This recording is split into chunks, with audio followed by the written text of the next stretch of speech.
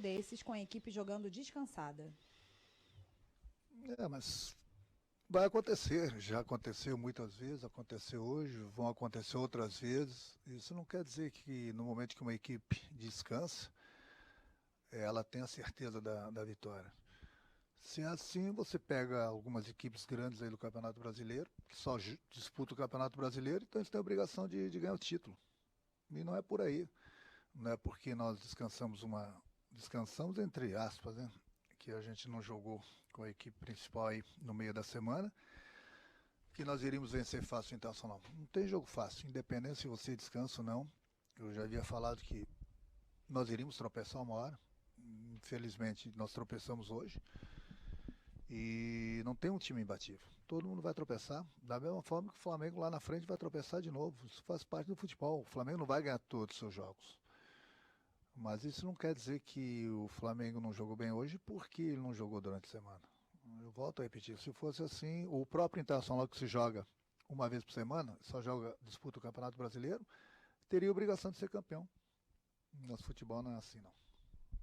Monique Danello, TNT Esportes. Renato, boa noite. O Gabriel acabou expulso em um dos muitos lances de irritação do Flamengo com a arbitragem no jogo. Você acha que o time acabou perdendo um pouco a cabeça na partida de hoje? Não, nós não perdemos a cabeça. Os jogadores tiveram até uma certa tranquilidade por tudo aquilo que vinha acontecendo na partida. Mas eu não falo de arbitragem. Eu não gosto de comentar, entendeu? Eu acho que é o trabalho da imprensa, é o trabalho dos comentaristas, entendeu? Tem o VAR lá para isso.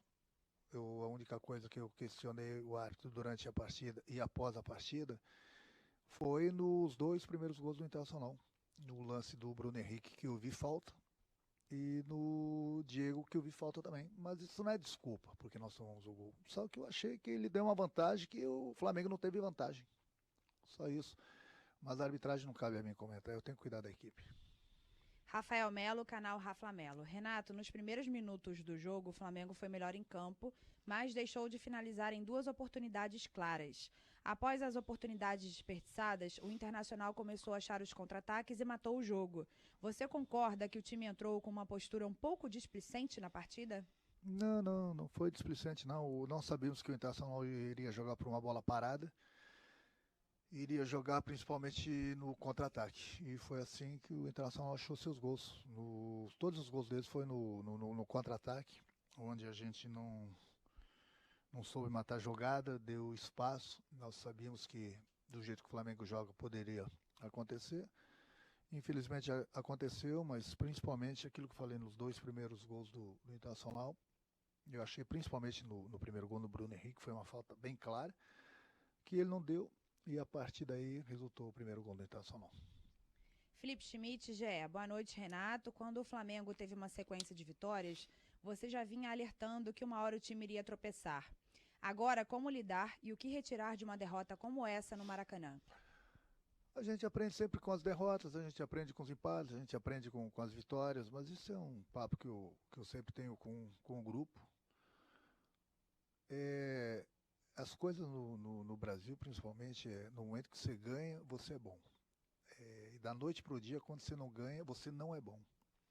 Eu não estou falando em cima dessa pergunta, mas muita gente pensa assim, não é só do Flamengo, de todas as equipes. Quer dizer, nós não temos no Brasil e no mundo uma equipe imbatível. Uma hora vão acontecer as derrotas. O Flamengo, estava comentando com alguns agora no vestiário, o Flamengo no passado, se não me engano, tomou de 5 de São Paulo aqui no Maracanã, e o Flamengo foi campeão brasileiro. Tomou 4, 5 numa Libertadores, e o Flamengo foi campeão da Libertadores também. Então, a gente não gosta que isso aconteça, a gente fica triste, entendeu? Mas é dar continuidade no trabalho, que a gente confia no nosso trabalho e confia no nosso grupo de jogadores. Pedro Henrique Torre, ESPN. Boa noite, Renato. O time iniciou até bem a partida, mas caiu muito de rendimento após sofrer o primeiro gol. A que você atribui essa queda?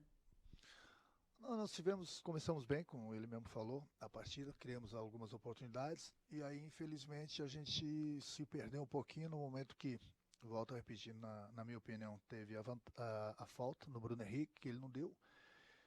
Teve a sequência, começou o gol, depois, durante a partida, até falei pro árbitro que ele estava falando muito com os jogadores estavam falando com ele, quer dizer, Não é desculpa, não estou falando da arbitragem, mas o árbitro tem que apitar de um lado e do outro. A gente não quer que o árbitro nos favoreça, também a gente não quer que favoreça o adversário, ele tem que apitar o que ele vê.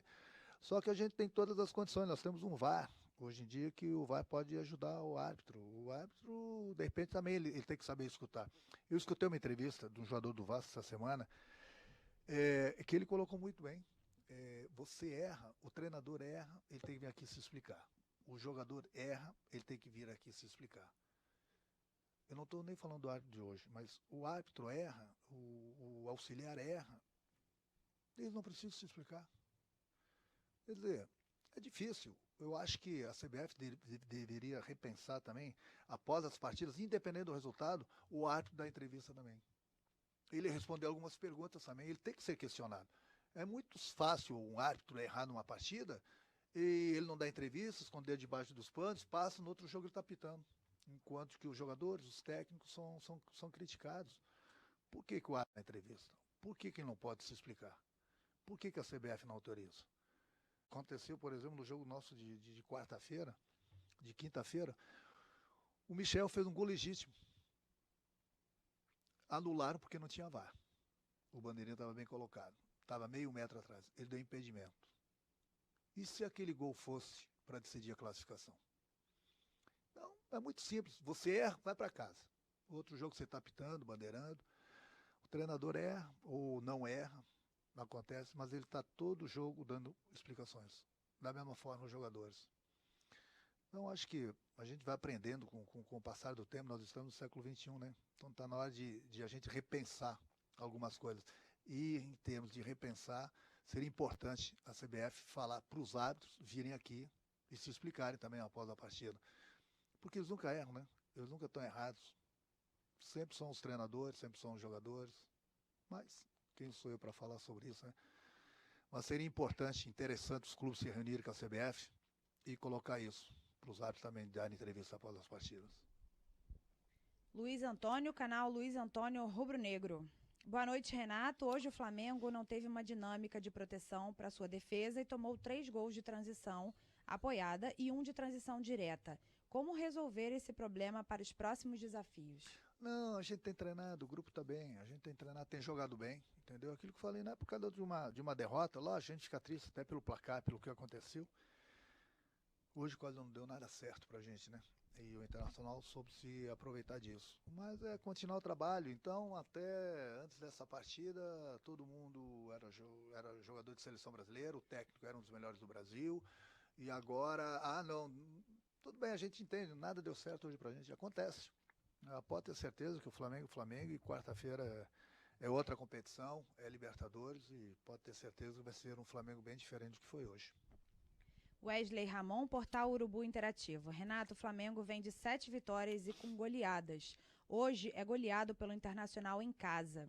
Na partida anterior, o Flamengo foi poupado. Você acha que isso pode ter influenciado no ritmo de jogo dos jogadores? Não, aquilo que eu falei, se fosse assim, as equipes que estão disputando, inclusive o Internacional, disputam uma partida por semana só disputa o Campeonato Brasileiro.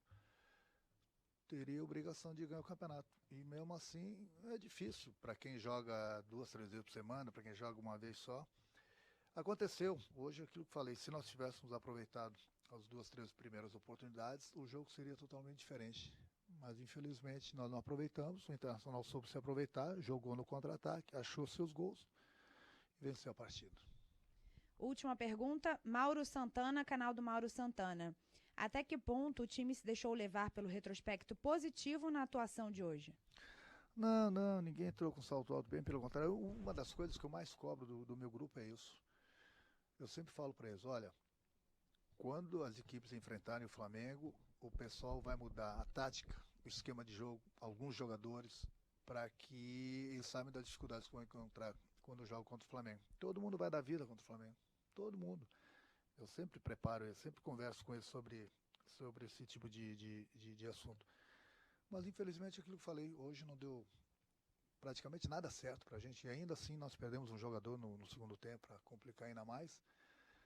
Mas aquilo que eu falei, a gente aprende com as vitórias e a gente aprende com as derrotas também. Quarta-feira tem mais outra competição, é o que eu falei, pode ter certeza que o Flamengo vai ser o Flamengo de sempre antes dessa partida.